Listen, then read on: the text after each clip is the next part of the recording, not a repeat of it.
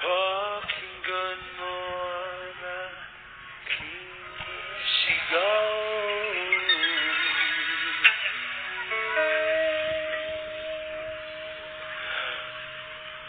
Sa dilaw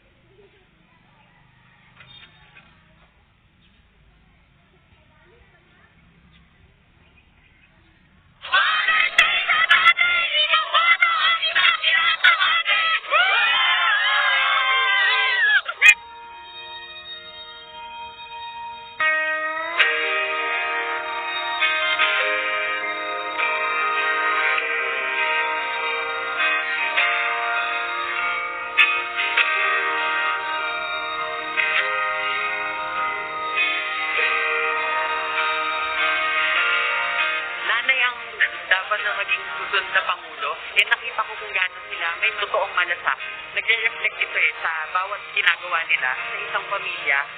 Iba talaga yung instinct ng mga nanay. Kapag nanay yung maging susunod na Pangulo, maalagaan talaga yung mga tao.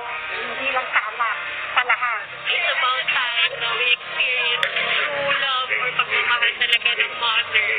Yung love niya is what will make her a country a better place. Ang nanay kayang disiplinahin ng mga anak. Para paglaki nila, alam nila ang gagawin nila. Pag-iisipin natin na si P.D.P. Lenny, yung nanay ng buong Pilipinas, papakita niya rin yung pagiging mapagmalasakit niya sa mga Pilipino.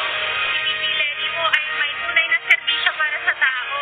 Ayun po yung nagiging fuel ko to also put my service forward to the people. Naka-epekto yung serbisyo ni P.D.P. Lenny upang magtulong-tulong ng mga tao, lahat ng sisigayan. Doon pa lang nakikita natin kung ano yung epekto ng